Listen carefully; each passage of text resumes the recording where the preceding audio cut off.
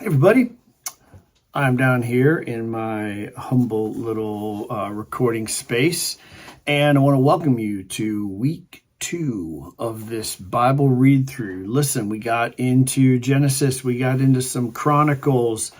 Yes, Chronicles has a purpose in the Bible, trust me on this.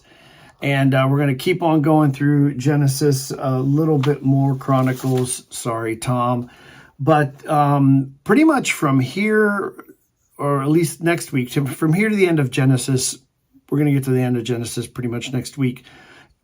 The conversation and the story really boils down to, I'd say, two people. And both of these people undergo some pretty significant changes and transformations.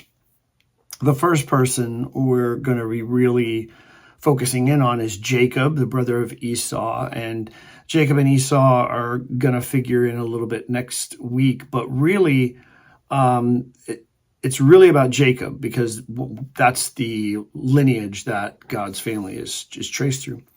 And the other person is then one of his sons, Joseph.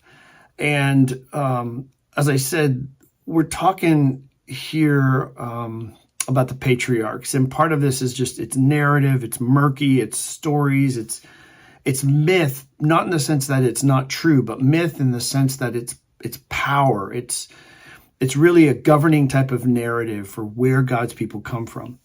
And with Jacob, I'll just throw this out there. Jacob undergoes a pretty radical change in his character. He starts off and he's a wheeler dealer, man. He is he's wealthy. He's always looking for an angle. He's just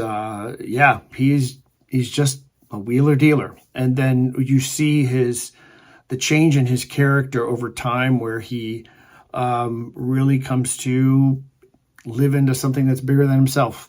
And I don't feel like I'm not trying to make this biblical narrative do something that's not supposed to do, but it is a change. And then with Joseph, his son, Joseph is one of the 12 brothers, which make up then the 12 tribes of Israel. You see Joseph undergo this transformation of station, where he is, kind of the youngest, kind of a jerk, kind of a little bit arrogant. His brothers conspire to, I'm going to give no spoiler alerts, but they do something awful to him, but he makes it through, rises pretty high. And then the family of Jacob ends up in a place they never thought they would end up. And in light of the upcoming narrative, it's actually pretty surprising where they end up. So that's all I'll give away for now.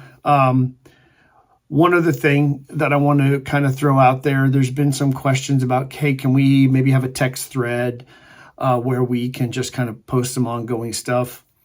I may just text everybody individually and then see who wants to participate in that and set up a thread where we can maybe ask ongoing questions.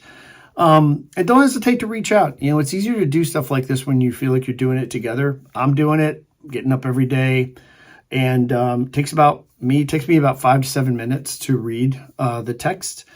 And don't get bogged down too much. That's my other piece of advice. Don't get bogged down too much. You can always, underline something or make a note, come back to it later.